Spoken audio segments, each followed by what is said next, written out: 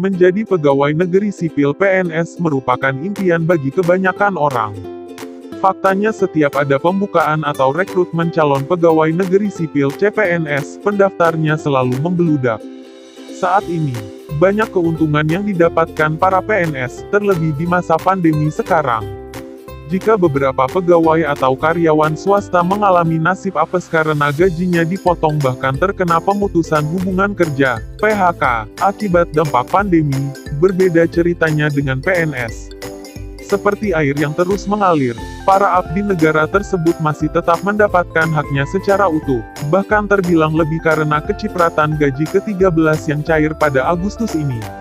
Berikut beberapa keuntungan menjadi PNS terlebih di saat situasi seperti pandemi COVID-19 ini. Gaji ke-13 bagi pegawai negeri sipil PNS, TNI, Polri, dan pensiunan disebutkan cair pada Senin, tanggal 10 Agustus tahun 2020.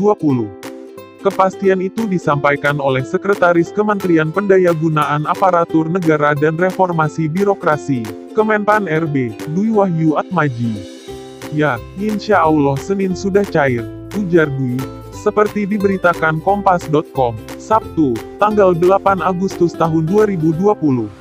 Pencairan gaji ke-13 itu dipastikan setelah pemerintah menerbitkan Peraturan Pemerintah (PP) Nomor 44 Tahun 2020 tentang pemberian gaji, pensiun, tunjangan atau penghasilan ke-13 tahun 2020. Sebelumnya, gaji ke-13 akan dicairkan pada Juli tahun 2020.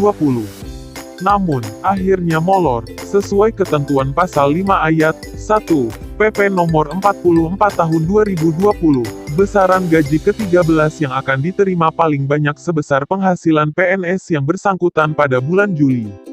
Komponennya meliputi gaji pokok, tunjangan keluarga, tunjangan jabatan atau tunjangan umum. Sponsored by Advertising Partner, Sponsored Video, Home, Trend, sederet keuntungan jadi PNS, dapat gaji ke-13 hingga tunjangan pulsa. Jumat, tanggal 21 Agustus tahun 2020, pukul 19.04 waktu Indonesia Barat. Komentar, 5. Lihat foto, penulis Dandi Bayu Bramasta. Garis vertikal, editor, Sari Hardianto. Sesuai ketentuan pasal 5 ayat 1, PP nomor 44 tahun 2020, besaran gaji ke-13 yang akan diterima paling banyak sebesar penghasilan PNS yang bersangkutan pada bulan Juli. Komponennya meliputi gaji pokok, tunjangan keluarga, tunjangan jabatan atau tunjangan umum. Baca juga, pencairan gaji ke-13, besaran dan siapa saja yang berhak dapat uang pensiun. Selain gaji ke-13, para PNS yang telah selesai masa tugasnya juga mendapat uang pensiun. Pemerintah pun telah menetapkan besaran pensiun pokok para abdi negara ini. Pensiunan pokok bukan hanya berlaku bagi PNS TNI dan Polri, melainkan hingga tunjangan orang tua.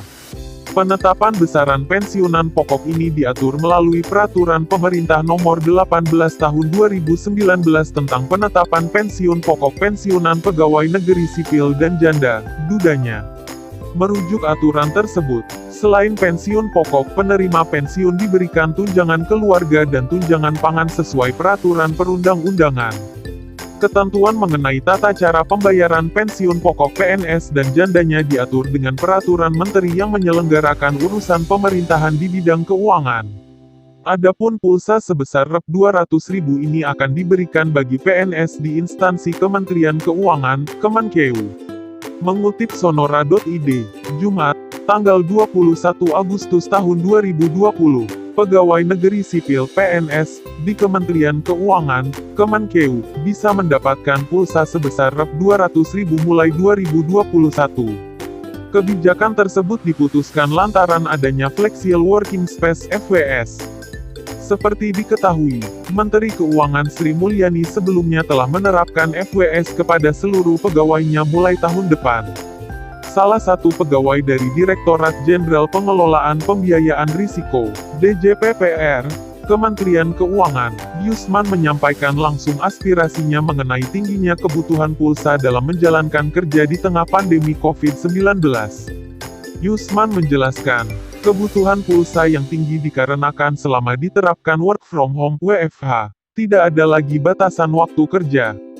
Diwartakan Kompas.com, Jumat, tanggal 21 Agustus tahun 2020, Kepala Biro Komunikasi dan Layanan Informasi Kemenkeu, Rahayu Puspasari menyebut bahwa bantuan pulsa Rp200.000 tersebut kini masih dikaji. Rp200.000 itu angka yang sedang dikaji Direktorat Jenderal Anggaran, kata dia. Rahayu menegaskan biaya komunikasi itu adalah bentuk relokasi anggaran, bukan penambahan anggaran. Ini dilatar belakangi oleh sistem kerja pegawai aparatur sipil negara dalam tatanan normal baru dan kebijakan pola kerja pegawai Kementerian Keuangan dalam masa transisi menuju tatanan normal baru, katanya lagi. Lanjutnya, hal itu mengacu pada Inpres 4 tahun 2020 dan Surat Edaran Menpan RB. Menurutnya, Kemenkeu memandang perlu melakukan penyesuaian kebijakan belanja di lingkungannya.